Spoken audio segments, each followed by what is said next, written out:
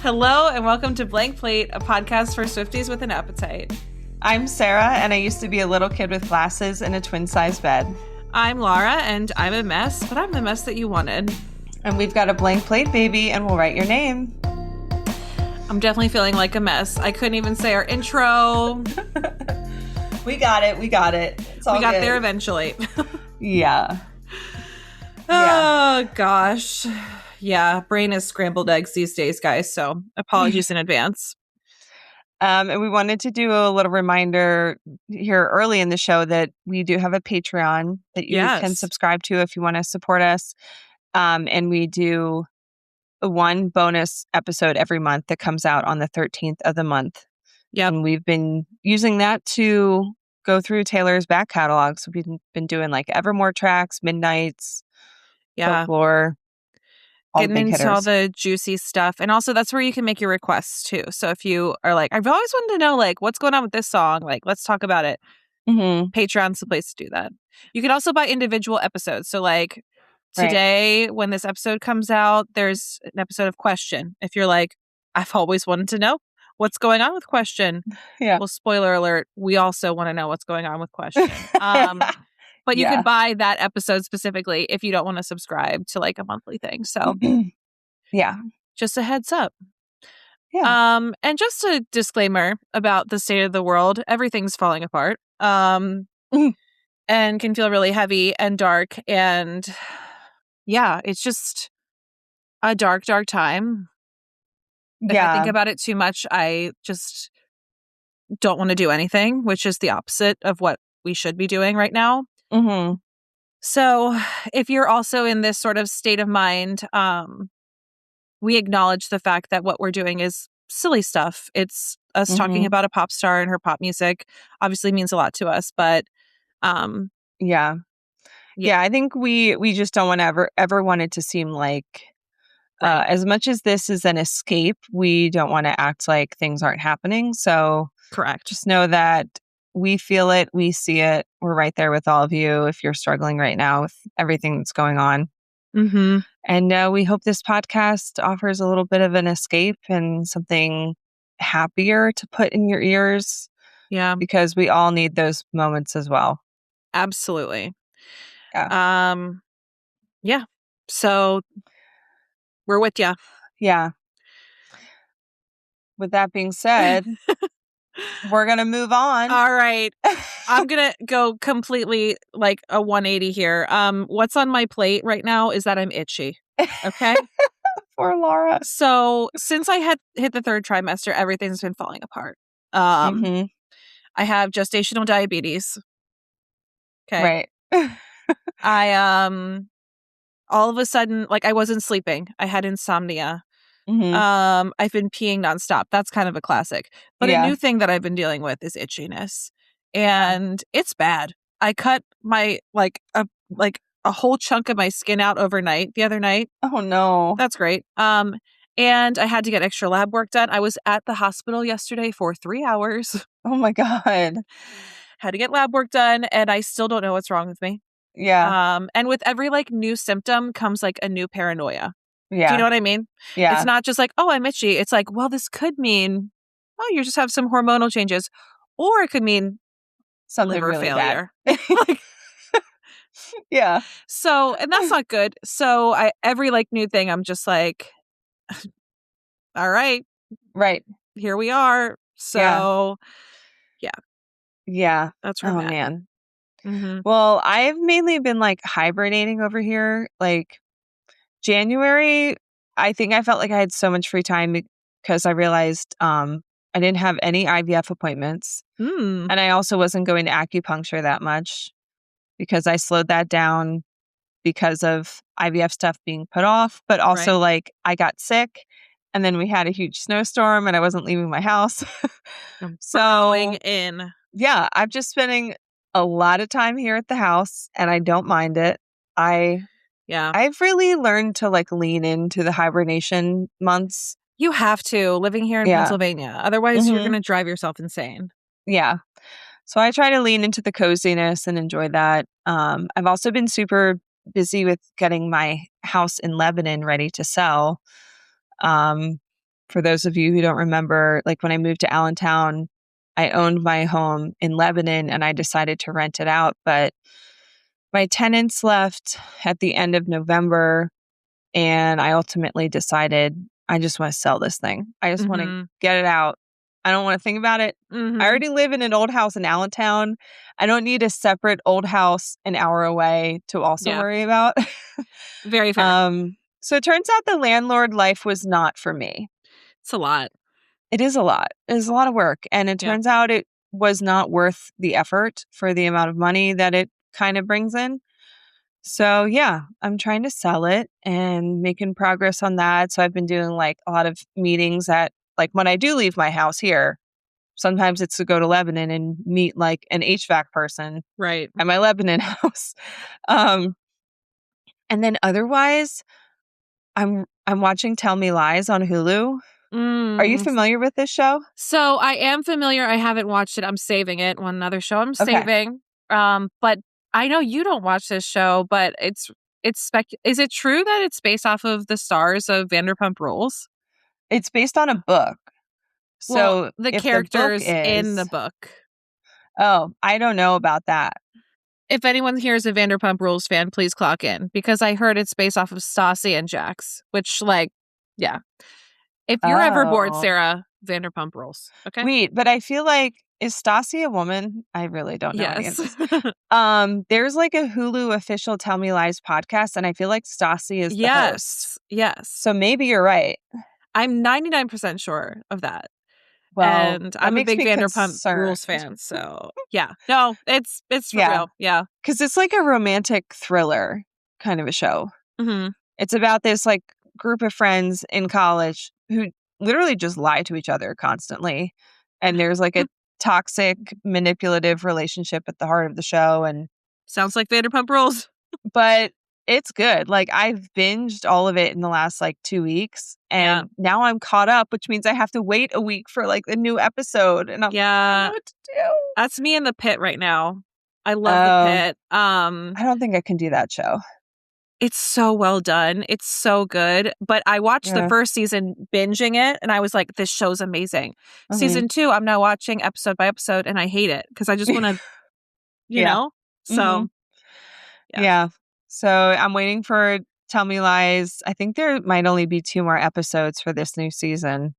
And then I'm waiting for part 2 of Bridgerton to come out.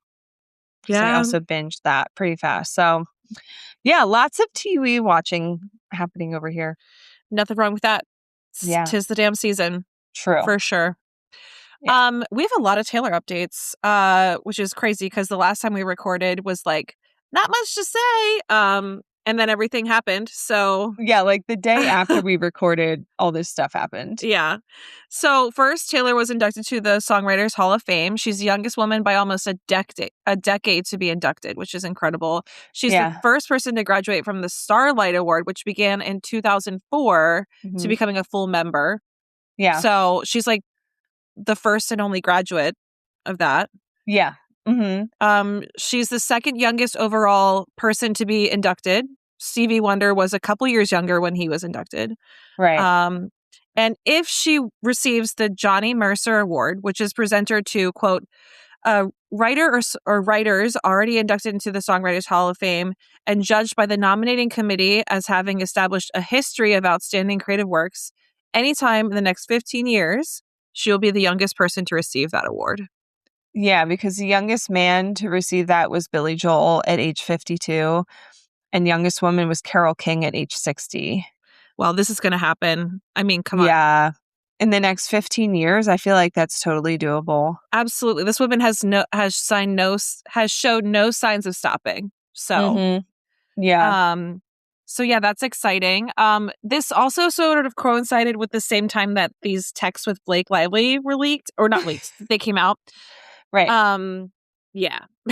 Which we decided we're going to save that conversation for our next episode, which is canceled because it's relevant to the song. Yes. And also, like, I personally have not done a deep dive on it yet. So, like, we'll do a little more research and, like, fully talk about it. There's definitely some tie-ins with canceled, so I feel like it's appropriate. And we can actually do it some justice then. Yeah. So stay tuned for that. Yeah. But then also today, as of our recording, the Opalite music video came out. Right. And she did it on Spotify and Apple as opposed to YouTube.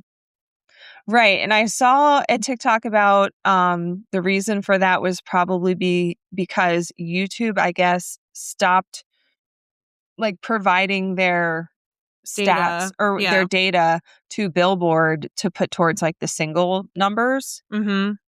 So, like, So, if you want to rank on Billboard, you have to do it through other means other than YouTube. So, premiering a mhm. music video on YouTube is kind of silly, at least initially, to get those initial views. Mhm. But she is releasing it to YouTube just like later than Yeah, I think Spotify and it's Apple. tomorrow or Sunday. Yeah. Yeah. But okay, music video, like, love it. I do too. I It's love so it. fun. It just like, to me, it's endearing. It's like a very endearing music video. It's silly, which is perfect for Opalite, but Mhm. like, I would have never imagined this world, but I love it. Yeah. And Mhm. I just think anyone who I like the whole thing with her being on the Graham Norton show and then basically being like, "Do you all want to be in my music video?" Right. So She's let's get so into that cute. a little bit. Yeah. The idea for the music video came to her, or maybe not the full idea, but like the idea of who she was going to have in it Right. came to her during her visit on the Graham Norton show when she was promoting Showgirl. And that's because, okay, how do you say this guy's? Is it Dom Hall or Dom Nall I think it's Gleason? Domhnall. Yeah. Technically, his name is Donal Gleason. Okay. Okay. So he made a joke when they were all there together on the show about wanting to be in one of her music videos. And she instantly got the idea. And you can even see it when you watch Yeah. it back. You can Yeah. see it on her face that she's like, oh, She was like, well, "Wait wait a a minute. second." Yeah. So a week later, she emailed him a script for the video that she had written where he would play the starring role opposite her. And she also had the idea that all the other guests and Graham Norton himself would be in the video as well. And thankfully that worked out and they all did it. Yeah. So Graham Norton was the spokesperson for the Nopalite and Cillian Murphy was the spokesperson for Opalite. And I guess like he does the voiceover for the infomercial at the beginning. Listen, girls got pull. I'm sorry. Cillian Murphy deciding he's going to be in a Taylor Swift music video is insane because he's such a serious actor. Do you know what I mean? Okay. So that's what I was like just looking at a TikTok where someone was saying like the fact that every person who was on this Yeah. couch with her came to do this just shows that like she's a good person. People like her. She's Right. pleasant. And everyone was like, Cillian Murphy participating is everything I need to know. Yeah. So like, is he known for like He's not just doing he's things? very, I don't know. Like he doesn't want to do if he doesn't do he only does projects he wants to do. He Okay. fashions himself a very serious actor. He is a very well appointed Hmm. and well respected actor. Yeah. I mean, like, it's a huge deal that he would just be like, "Yeah, I'll be in your music video." He would never be in any music video. Right. Period. And Right. also, he's just very private. So, Okay. yeah, Yeah. it's a big deal. Well, and she had said when they were on the show together that she met him before and she met his two sons Mm, and clearly had like conversations with his kids. right. So, yeah, maybe that helped a little that they Yeah. already had a bit of a relationship. Yeah, definitely. But yeah, that is kind of crazy. Yeah. And then Greta Lee sings Opalite in the like fake music video The, that's like, on the TV. indie, like, folk singer. Yeah. Yeah, Jody Smith is the aerobics instructor, and then Louis Capaldi is the mall photographer.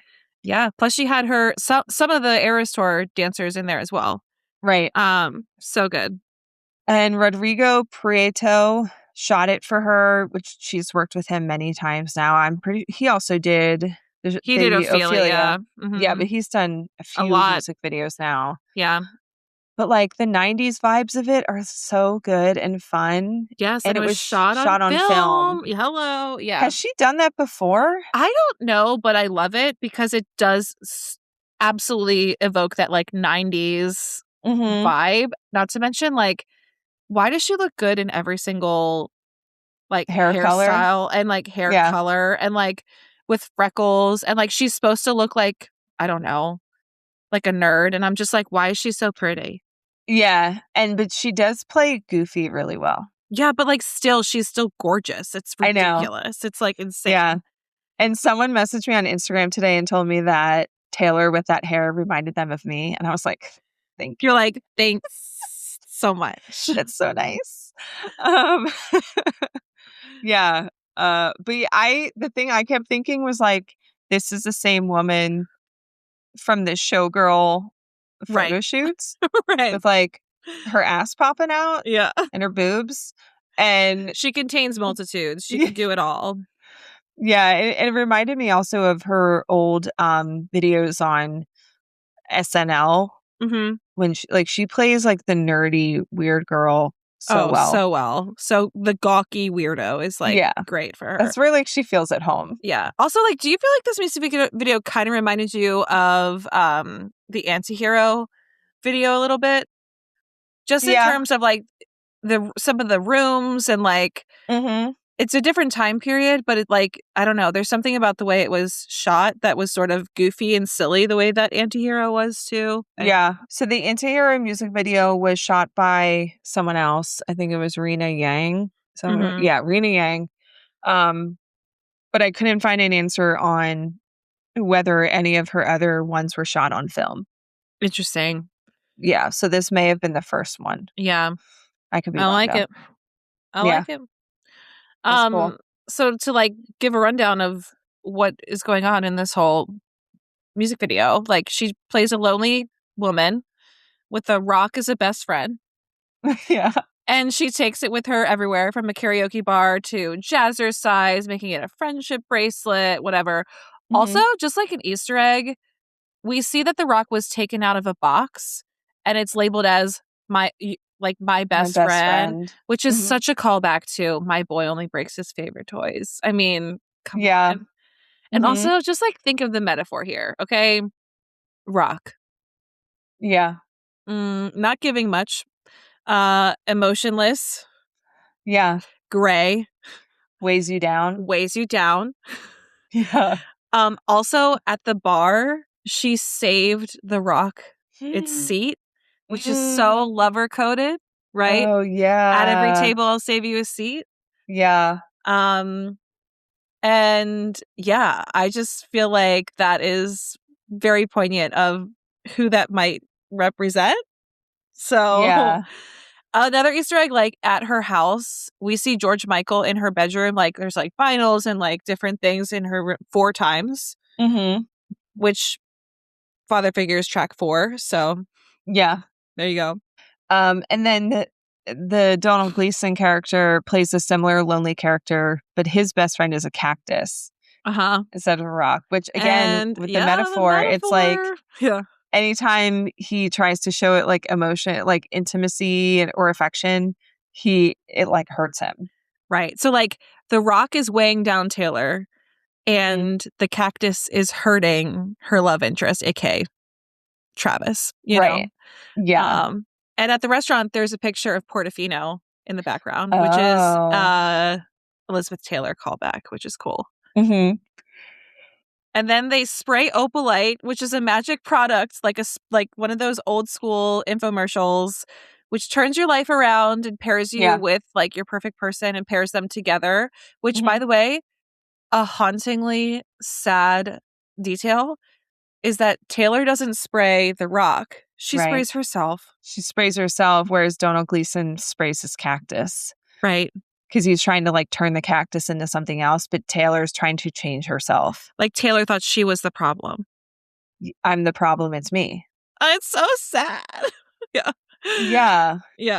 It is really sad. Yep. Also, I didn't catch until the second time I watched it that when she sprays herself, she then is instantly transported into like the apartment of the guy.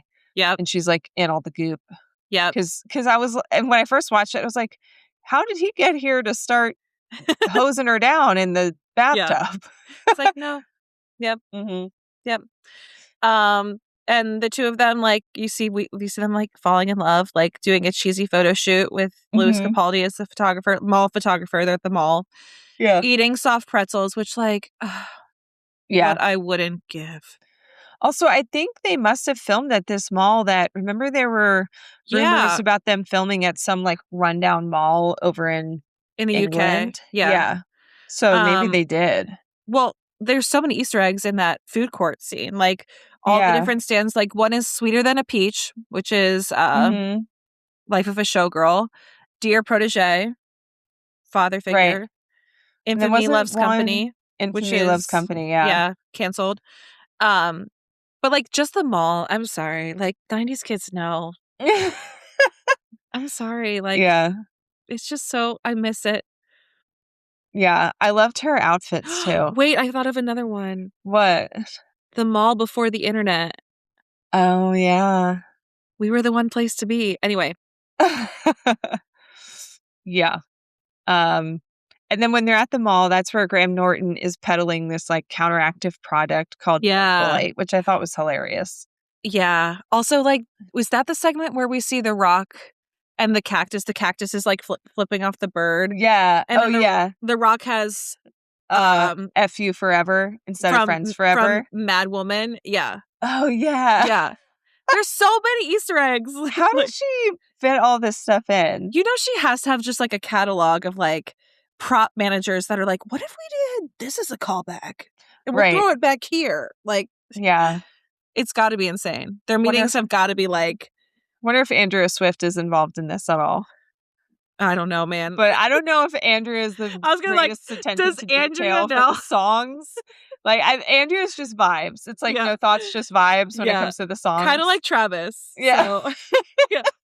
Yeah. But maybe Austin. I feel like Austin could be good help. Someone on her team has got to just be like working with the props department and is like, Yeah. listen, we need to throw in as many Easter eggs as possible. Right. So brainstorm all day and let us know what you come up with. There has to be some conversation. It's insane. And speaking of Austin, he has a cameo in it, which my friend Steph I didn't texted me catch about. that. He's in the background in like a party scene where Donald's with the cactus at the Okay. party. And I was like, Steph, that's not Austin. She was like, are you sure? I was like, that is not his hair. And then I Googled Austin Swift. I was like, I don't know what this man looks like. And that is Austin Swift. And it does look like him. Well, there he But is. I feel like he looks different every time I've ever seen him. So I can't figure it out. Yeah, I got to be honest. If he walked by me, I don't know if I would clock that it was him. Right. Yeah. Which is probably what he wants. Yeah, great for him. Yeah. Oh, another thing is like there's a lot of teal and like butterflies throughout this music video. So her nails were teal. She uses like butterfly clips, which of course are very 90s coded, but it's like she had butterfly earrings on. A lot of people were point. like looking at clocks. There's one section that says like 10:30. I think one was on like 8 and 11. There's one where like her pens make a 6 in Roman numerals. So lots of Easter eggs that will certainly be unpacked by the sleuths. But this was released today when we're recording this. So, but like it was such a fun music video. I think it was perfect. But it would make sense to me that debut Taylor's version could be the next thing we get. Absolutely. Because 2026 would be a 20-year anniversary. It makes so much sense for her to release it as like a 20th anniversary edition. Yep. Instead of like Taylor's version. Right. Just 20th anniversary. I recorded this. Here you go. Boom. Yeah. But yeah, loved it. Thought it was amazing. That blog was so funny. So fun. Yeah. And I love that they included the clips from the actual show. Yes. And where like Cillian Murphy says like, it's worth it just for Donald's dancing alone. Yeah. Which is an actual clip from that show. He says that. And that dance segment reminds me so much of Napoleon Dynamite. Oh, do you know what I mean? I also saw someone compare it to when Ross and Monica. Oh, the dance. Yeah, they do. I'm not a Friends fan, to be honest, but I know what you're talking about. Yeah. Also, like, can we get those tracksuits for sale? Right. Great Halloween costume. Just saying. Yeah. Yeah, loved it. So. Yeah. So that was really fun. Felt like it was overdue. I've been waiting for the next single to drop. And we get another music video, which, you know, we only got one for Tortured Poets, so. Yeah. And I pre-ordered the 7-inch vinyl for it. I figured you would. But I used my credit card points to pay for it. So girl math, it was free. It was free. Exactly. It was free. That's how my So mind works. So there you yeah. go. How many more singles do you think she might put out? Okay, I think at least one more minimum. Mm-hmm. And if I could guess which one I think it'll be, Mm-hmm. gosh, I don't know. Maybe Father Figure, because it was sort of Easter egged Mm. in the whatever. But like, and I could see that being a fun like storytelling music video moment. But I don't know how it would do on the charts compared to something like Opalite. Do you know what I mean? Yeah. Um. I was thinking maybe like Wishlist or Honey. Oh yeah, maybe. Yeah. I think at least one more, maybe two. I think so too. And I was thinking with this album, I mean, it helps that it's a short album, but I'm curious to see the lifespan of this and what it's like because I wonder, like, let's say 3 years from now, someone who's not a Swiftie is starting to like Unpack the dabble lore. Yeah. and they throw on Showgirl and they're like, oh, I know most of these songs, Mm-hmm. which is like what someone would probably do with like 1989, Right. right? And like that had a lot of singles. The pop. Yeah. So I could see this album maybe having a solid Could be 4 or 5 tracks that have like staying power out of 12. that like Like, the general public kind of knows. right. That's almost 50% of the album, Mm-hmm. which is saying something. Right. Yeah, it's true. Yeah, but like we won't know that for sure for a while, but I just feel like I'm getting that vibe, Yeah. especially with how successful The Fate of Ophelia has been. Yeah. Gosh. Yeah, definitely. Yeah. I mean, I think, speaking of a segue, I think the song we're doing today is a bop. Yeah. I don't know if it would make it to a music video, but maybe. I think it would be really funny if she did. Yeah, it would be. It's yeah. So anyway, we're doing Wood today, guys. Yeah. Yeah. So yeah, let's just get right into it. So okay, we're doing Wood, Life of a Showgirl, August. Oh my God, August. October. I'm literally reading and I can't read it. Right. October 3rd, 2025. Yeah. Written, produced by Taylor, Max Martin, and Shellback. Mm-hmm. Fountain, Quill, or Glitter Gel Pen. I mean, come on. This is a glitter gel pen If all the way. if we tried to argue anything else, we'd be dumb. Okay? Right. No way. Yeah. There's no other option here. Come on. Right. And we both agree the sister song is Opalite. Yep. Had to make your own sunshine, like we're making our own Mhm. luck type of vibes, very Yeah. similar ideas. Yeah. I could not for the life of me figure out a related album because it's just so Motowny. It's so like Jackson 5 coded to me. I'm like, where in the world could you Yeah. possibly put it? Yeah. For me, I think it makes sense on Lover because, first of all, Lover is the album with like some of the most random production styles thrown in. Yeah, very not I don't want to say it's like not cohesive, but like it is kind of all over the place. It's like I would say it's not cohesive. yeah, Yeah. yeah. Which like honestly, I don't really care. Yeah. Like that can also kind of be said for Red, but it definitely doesn't bother me on Red. The problem for me with Lover is it's not Doesn't bother me with cohesive Red. Like and half of it I don't like. So yeah. I guess like to me Red is just Red and I'm just like that's just what Red is versus like Lover. yeah. I feel like I analyze a little bit harder. I don't know why, but whatever. Yeah. Yeah. But I think this song is fun and bubbly in the way that songs like Me and I Think He Knows are. Mhm. And it's kind of a wild card like Paper Rings on that album, Mhm. you know? So I feel Yeah. like you could throw it onto Lover and it would kind of make sense Sure. more For the than like sake of this anything else. experiment, we'll say Right. Lover. You know? Yeah. Yeah. But it's a showgirl song. It's absolutely a showgirl song. Yeah. Yeah. Personal associations. For me, it's silly. It's not one of my top tier songs. I like the vibe. I like Mhm. the Motownness. It's a classic dancing in your kitchen song with your socks on, you know? Like Right. Yeah. that it's what it's made for. Sunglasses on. Yeah. Flying around So in your socks. I don't hate it. I'm not obsessed with it, but I like the vibe. That's me. For me, I think this song is a total bop. It's kind of like Opalite, where it will put you in a good mood and make you dance, Sure. you Yeah. know? And if you ignore the lyrics and how silly it is, not that I think that like detracts from it, but if you put that aside, I think it's like kind of a musical masterpiece. Mm.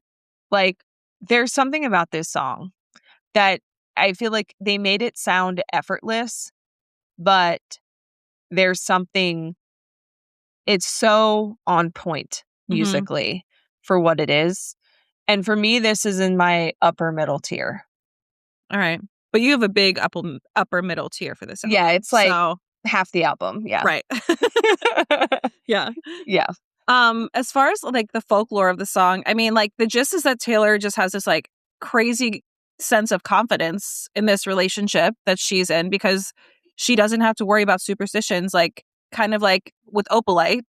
You know, you had to make your own sunshine. This is sort of like we're making our own luck, and I don't have to be paranoid anymore. Right.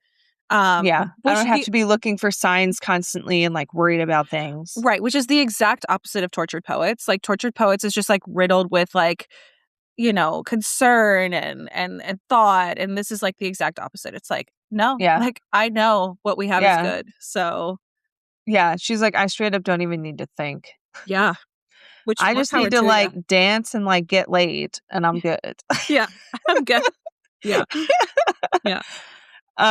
One funny thing about this is that there was a tweet from an Ariana Grande stan on Twitter back in 2021 Okay. where they joked on Twitter.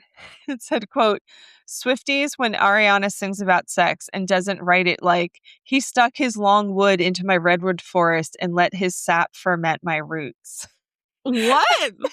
So like I guess this tweet had gone viral, basically saying like it's claiming that Swifties were like annoyed or like turned off by the way Ariana sings about sex. Oh, like at the time in 2021, Swifties were like offended by Ariana being so sexually Right, promiscuous. because that was Okay, like got right it. after Folklore and Evermore came out. So this person on Twitter is saying that Swifties would prefer Poetry. like Right, got it. folklorian writing Right. about like he put his long wood into my redwood forest and like blah blah blah. And it kind of blew up.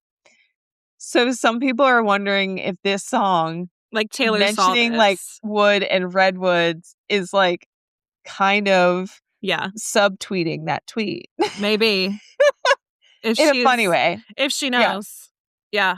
Or it's just a funny coincidence. Yeah. Who Yeah. knows? Could be. Right. Could be. Also, apparently Travis said his favorite plant was a redwood tree in an interview. I remember Interesting. hearing this, but like I couldn't find it anywhere. Yeah.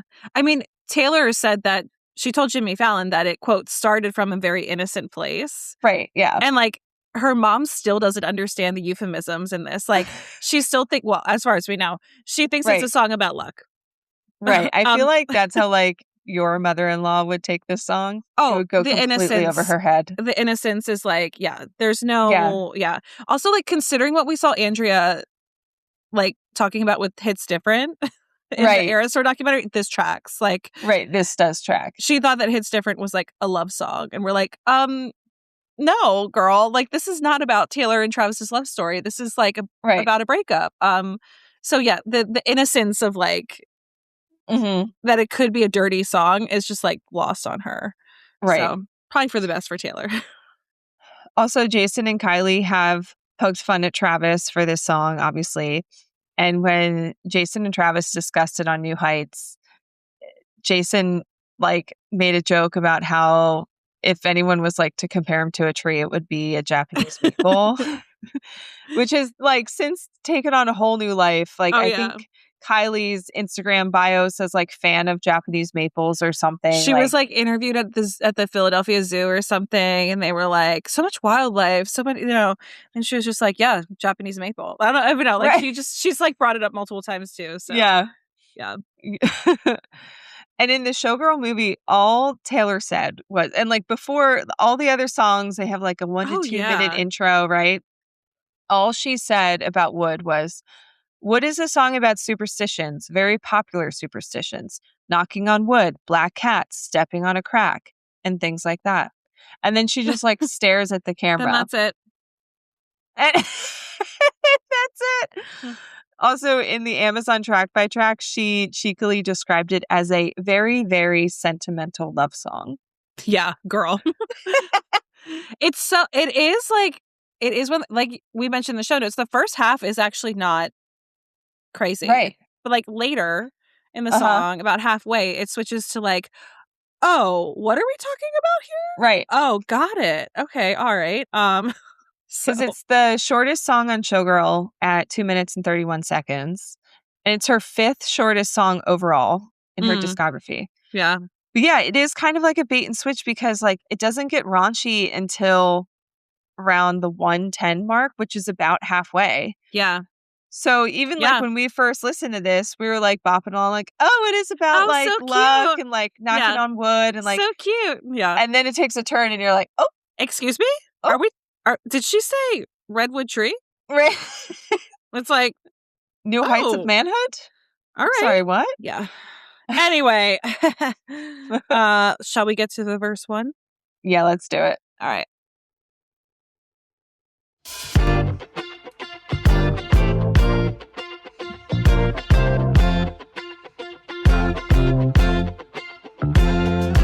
Daisy's bare naked, I was distraught. He loves me not. He loves me not. Penny's unlucky, I took him back and then stepped on a crack. And the black cat laughed. All right. All right. Oh, man. Daisy's bare naked. We sat and analyzed that line for like way too long. We did. If you watch our like reaction video, our initial reaction, we sit there like Daisy could be like a person and like whatever. Girl, we had to listen to it like 3 times. Yeah, we heard we're like traumatized by tortured poets. Like we're like, what does it mean? Rivulets, you know what I mean? Rivulets. Yeah, yeah. Well, and then when she says Penny's unlucky, even now sometimes I hear it as panties. So like if you watch our reaction video, she says Penny's unlucky, and I'm like, what'd she say? And to be fair, Daisy and Penny, both female names. Right. So. And she just said Daisy's bare naked. So then I'm like, is she talking about like taking panties off? Like what's going on? Are you talking about yourself? Like whatever. But like obviously what she's talking about is like the game He Loves Me Not, played with a flower or a daisy. Where and you're like picking the petals off. Yeah. And like what's interesting is that I was your poison ivy, now I'm your daisy comes to mind with you know, whatever. But then we also have heard her refer to the name Daisy in You're on Your Own, Kid. I see the great escape. So long, Daisy May. I picked the petals. He loves me not. And like that whole sentiment is like Daisy May is like this person who previously was maybe a little bit innocent and like didn't quite like, I don't know, someone who lives in an innocent world, like so long Daisy May is saying goodbye to that person. But then Daisy's bare naked, I was distraught is like this innocence is gone. Like I'm distraught. Like he loves me not. Right. You know? And it's like it landed on he loved me not. And that means now it's naked. So she has no more petals to pull off he loves me. Right. Which is a callback again back to You're on Your Own, Kid, because I picked the petals. He loves me not. Right. Like I was distraught. He loves me not. So this is a direct tie back to You're on Your Own, Kid. Also, like this whole first few lines reminds me of Joe and Taylor because, like, why would you be picking petals about someone that you're in a relationship with? Like, like, why should you be questioning that? But I also remembered this line from So Long, London. You swore that you loved me, but where were the clues? I died on the altar waiting for the proof. So Homegirl was looking for proof. Does he love me? Right. Or does he love me not? Like, she died at the altar waiting for the proof. So, yeah. Yeah. And it could also be read as a metaphor about being bare naked, like vulnerable, stripped bare, distraught, because you've realized that the person you loved didn't love you back. Mm-hmm. And it's like, okay, I've laid myself out here completely. Yeah. And now, like, I have nothing. And he still doesn't love me. Right. Which made me think of this line from the prophecy. And I sound like an infant, feeling like the very last drops of an ink pen. Yeah. Yeah. Yeah. Like she's depleted. Yeah. And I'm bare naked. And her saying bare naked is like a little bit of an Easter egg for how raunchy this song ends up getting. Yeah. It's an Easter egg. Mm-hmm. And then we get Penny's unlucky. I took him back and then stepped on a crack and the black cat laughed. So now I think of Maddie. It's like reigniting a past flame, which, you know, we've gone back and forth a lot about LOML, but to us, like, LOML is about Maddie. So we thought of this. Who's gonna stop us from waltzing back into rekindled flames if we know the steps anyway? So she took him back. Like, yeah. And I think that could also maybe refer to Joe, because I think they were also a little bit on and off. Yeah. I read it as Maddie because it's like, I took him back and then I stepped on a crack. Okay, I made a mistake. Like, that was a major whoopsie. And the black cat laughed. Also, like, black cat, black dog. Right. You already know my theory about the black dog. Right. But like, these like bad luck superstitions are great. Like, all the Penny unlucky, stepping on a crack, black. What are some like other superstitions we used to believe in as kids? I used to have to hold my breath when going underneath the bridge. Or like a tunnel, you know? Yeah. I definitely remember the stepping on a crack one. Holding your breath when you like drove by a cemetery was one. Oh, I never knew about that. Yeah. Anyway, but I read it more as like a Maddie thing because like these unlucky things seem to happen to her. Like, she thought that she found lightning in a bottle. She thought she found like the right person after Joe, which is Maddie. And then it completely fell apart and it was like honestly a slap in the face. Yeah. And to her, it probably seemed like just one thing after another, because like she and Joe broke up. And then the Maddie thing happened. So now she's on like her second breakup during the first leg of her huge tour. You know, it inspires a double album. Right. You know? It's like, not only did I find out that this man does not love me, but then like I took this other guy back, and then everything else fell apart. So yeah.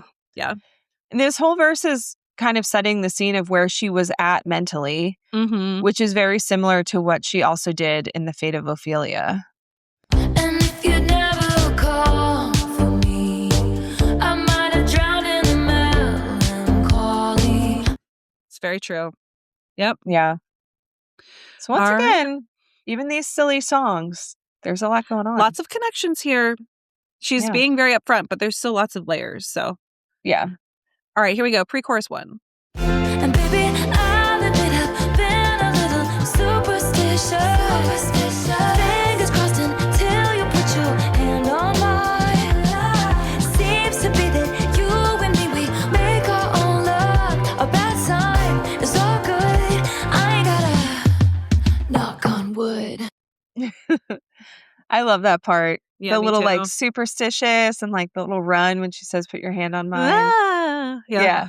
Yeah, but like it's so sweet too. It's also like, I'll admit, like, I've been superstitious. She's paranoid. She's, you know, she's someone who believed that she was someone who was fated to be alone. I mean, think about the prophecy alone.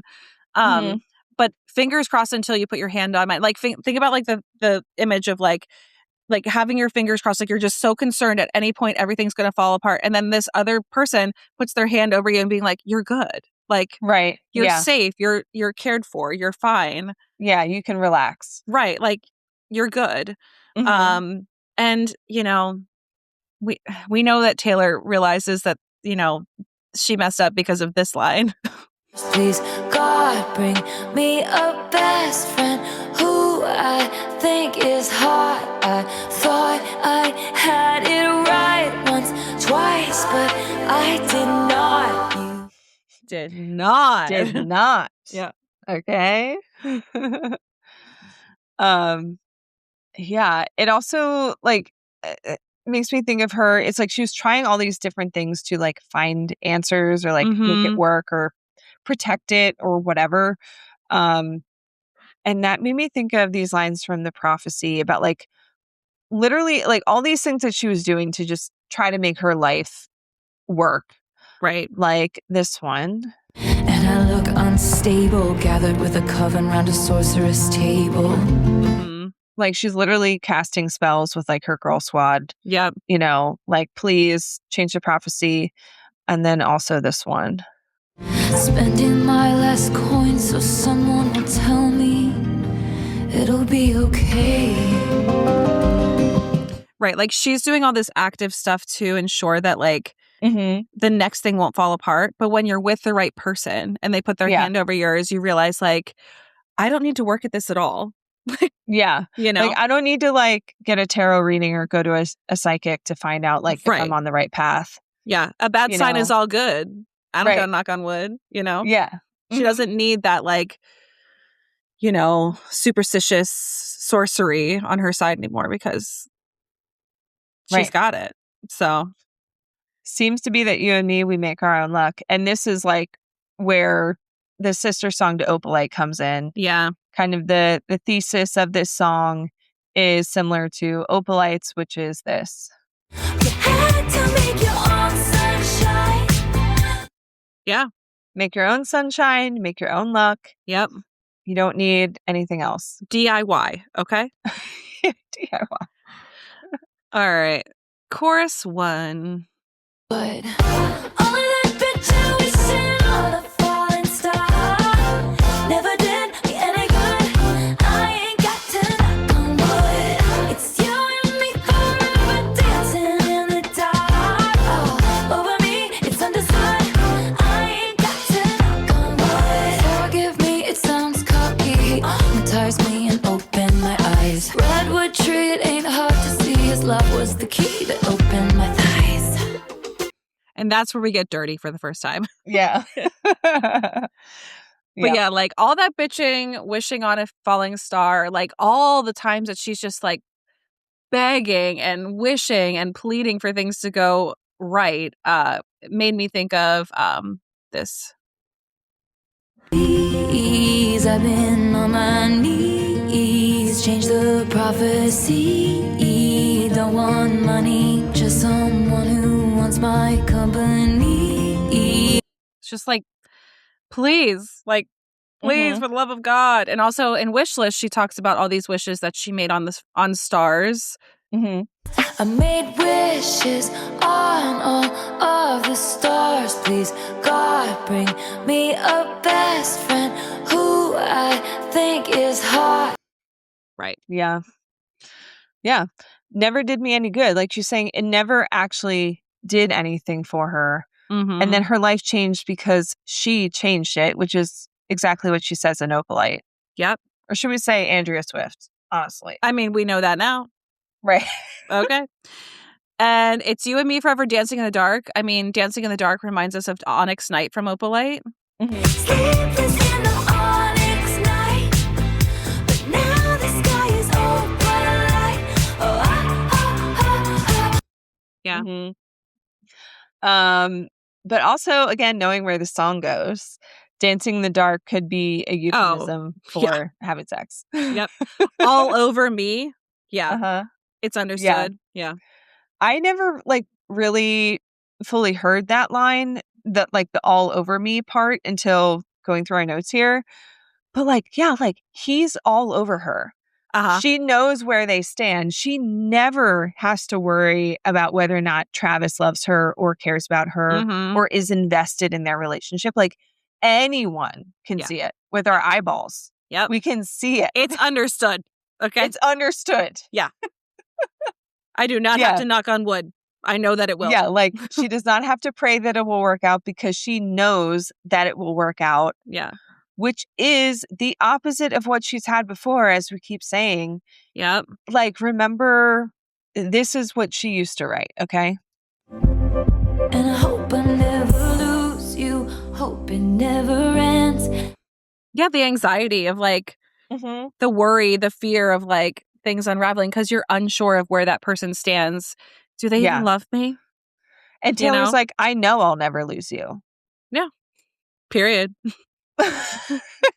Yeah. And then we get dirty.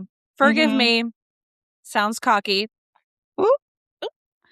He matized me. Right, which we had to Google. We're like, We're yeah. like, huh?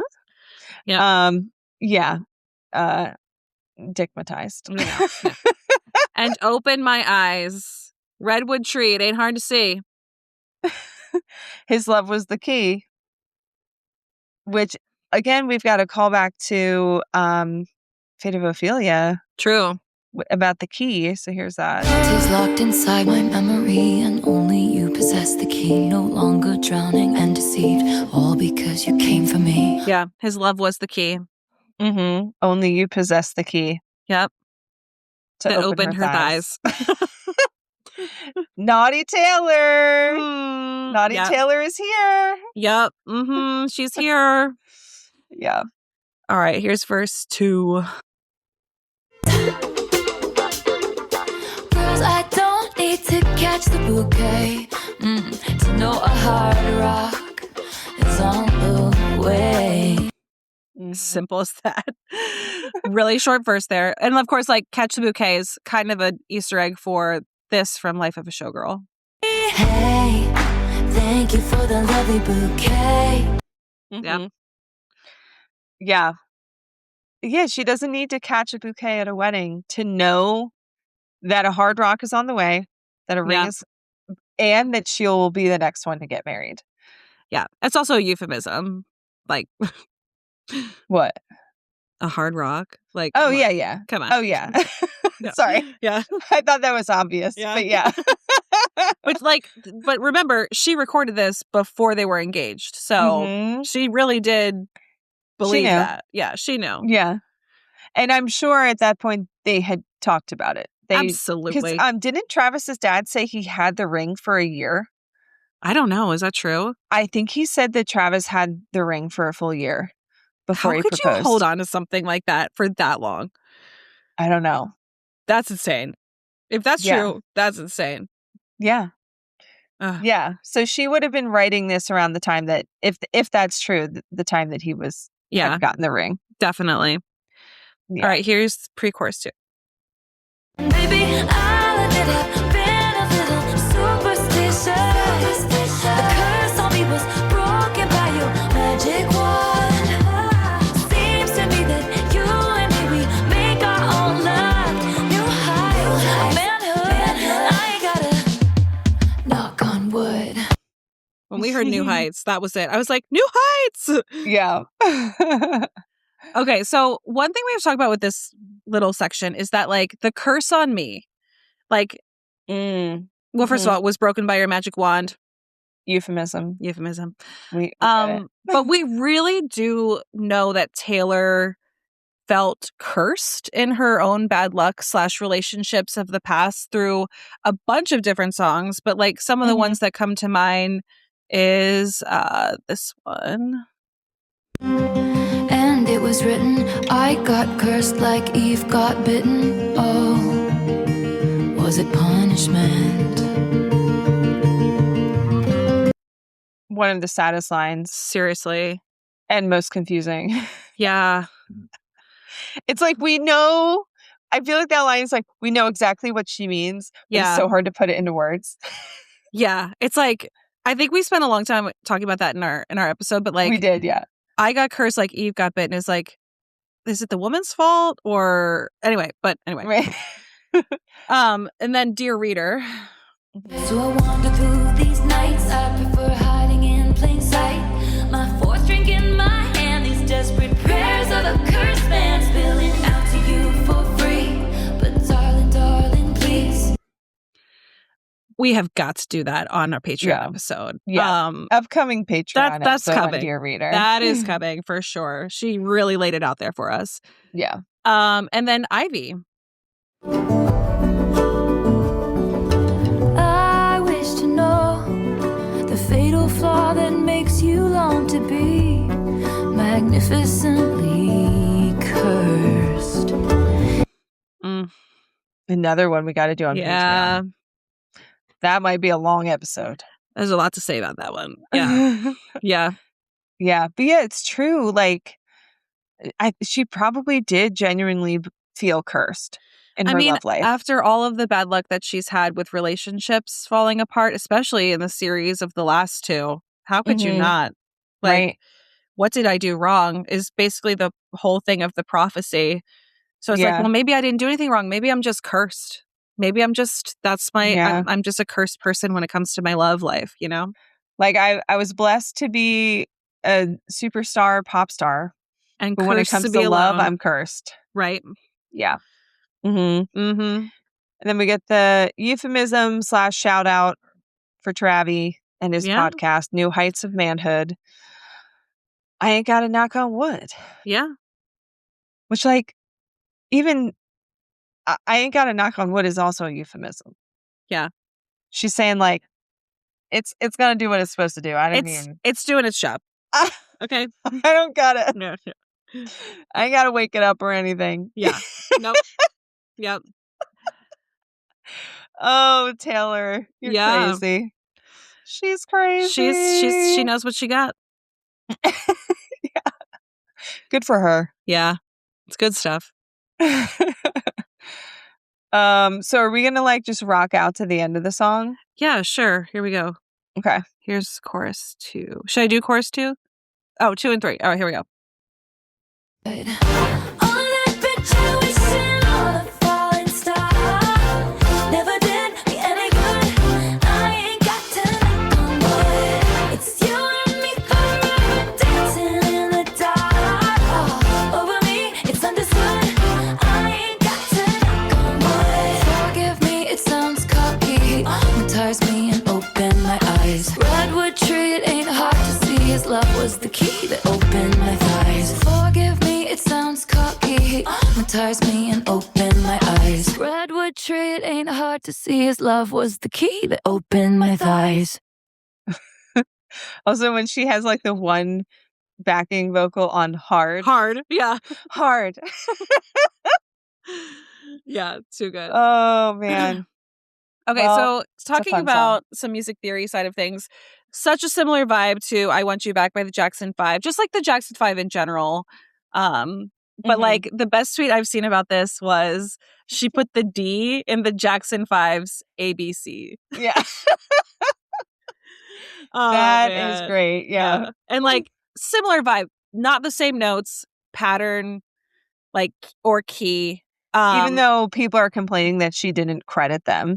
Which it's just the sound of what that Motown 70s. And I understand there are definitely some similarities in like the tone of the guitar and like things like that. Even the way like some of the percussion is like off kilter slightly. But like that's what that style of music is. It's not. That's like not copyrightable. I don't believe so. But what am I? Yeah. But like that Motown groove is just like super fun. Which is why I think it's so danceable and so, you know, catchy and fun. Yeah. The way she described it when she was on Jimmy Fallon was, she said, I brought this into the studio and I was like, I want to do a throwback kind of timeless sounding song. And I had this idea, like, I ain't got to knock on wood. And it would be all these superstitions. And it really started out in a very innocent place. I don't know what happened, man. Yeah, they definitely were having fun with this one. But I think she really nailed it with this like throwback timeless sound. Oh, yeah.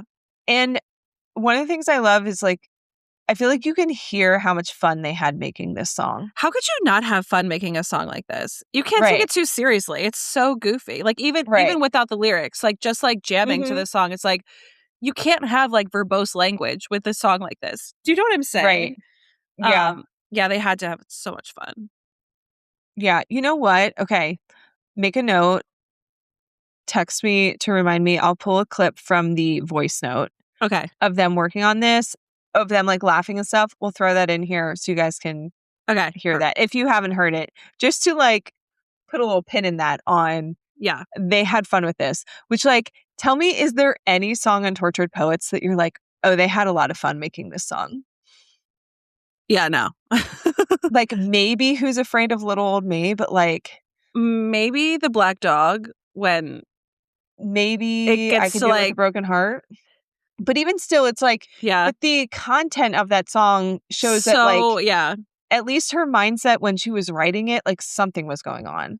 This Oh. song is just pure fun and Yeah. joy. She's and like, what are some laughter. other superstitions? Like, what can we talk about? Like it's Right. it's just so silly. Yeah. Yeah. But yeah, we'll put that in here. You could, I wish you would. So I ain't gotta, would.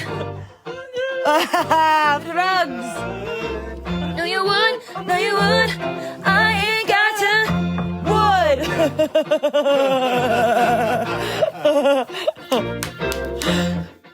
All right. Okay. Time for favorite lyrics and ratings. Okay, so mine's not as raunchy as perhaps some other ones, but I just think it's very sweet. So this is my favorite. Laughed. And baby, I'll admit I've been a little superstitious. Fingers crossed until you put your hand on mine. Just sweet. Yeah, I love that part. Yeah. How about your ratings? I gave this a 7.8. Just lower on the totem pole for Just you. lower for me. You know, I love a quill pen. So, Yeah, you do love a quill pen. you know, I think it's fun. I have no issues with this song. It's just not going to be Right. something that ranks that Yeah. high for me. Right. So there it is. I'll still dance to it. I'll still love it. But yeah. Yeah. I definitely lean more in this direction than you do, but also for me, like, Motown oldies music is one of my comfort genres. Mm-hmm. Like, when I was in middle school and high school, I used to listen to the oldies station every morning when I got ready for school. Yeah. So I know all of those songs Yeah. like the back of my hand. That vibe I'm just super into. Yeah. So that's one of my favorite parts of Showgirl is all those little like retro sounds that they've thrown in. Mm-hmm. So for me, this is an 8.9. So a bit Yeah. higher than yours. A little bit. And then this is my favorite lyric. Girls, I don't need to catch the bouquet to know a hard rock is on the way. Yeah. I love the confidence of that. She's Yeah. like, girl, I know I'm getting married. I'm good. And she was right. Versus all the like marriage / engagement trauma of like before. Woo. Yeah. Mhm. Yeah. It's true. Right. Yeah. So how about this song as a recipe? Okay. My brain immediately went to Sour Patch Rope. Have you ever seen like what that looks like? I don't know if I have. Okay. It's basically like a rainbow, like Okay. fruit by the foot, Oh, okay. you know? Yeah. So it's like Mhm. long, Mhm. LOL, euphemism, colorful, vibrant, and it's Sour Patch. So it's like punchy. It's like sour, Mhm. sweet. Like, I just feel like that kind of matches the vibe. So Yeah. Sour Patch Rope. Yeah. I liked your like vibrant, punchy Yeah. read of this song. So I went with a guava margarita, That sounds Which is- so good. which is also like sweet, tart, and punchy. I want that. And like I had it like I was I guessing love- myself. I love this What? recipe of yours. I've made this recipe a million times. So, It's so good. Yes. Yeah. But yeah, I was second guessing myself, like, should it be like a jalapeno margarita or something? But I was like, you know what? This song, it's not really spicy.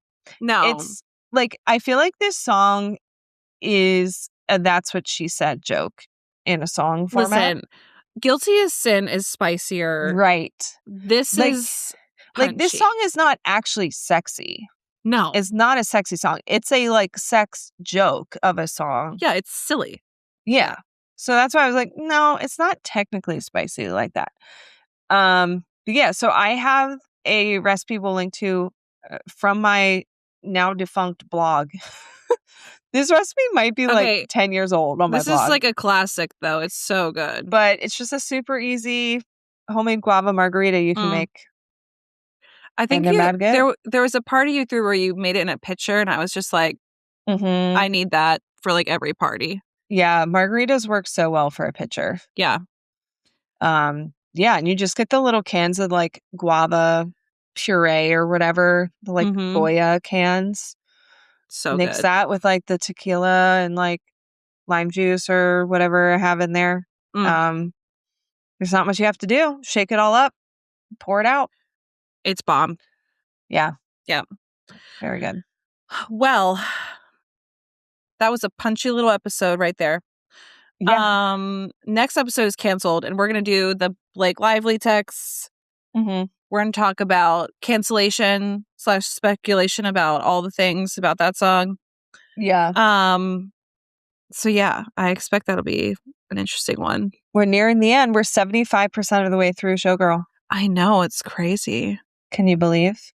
No, I feel like we just listened to it for the first time. So, and we still haven't finished Tortured Poets. I know. Well, one day, guys. One day. Gosh, yeah. We're talking about so many fun things on Patreon, which we mentioned at the start of the show, but like it is fun to like go back to the other catalogs too, because like I feel like if we were just talking about Showgirl, that'd be fine. But like she has so much work that when you remember how much of her discography is like crazy all over the place in a great way. Like yeah. So if you're Showgirled out, follow us on Patreon. Heck yeah. Yeah. All right. Well, let's sign off. Let's. So, as per usual, thanks so much for supporting us and supporting the pod. If you're not already, make sure you're following us on YouTube, and at Blank Plate Pod on TikTok and Instagram too. Yes, please follow us on YouTube. We're trying to monetize, but we have to hit 1,000 subscribers. So please give us a subscribe over there.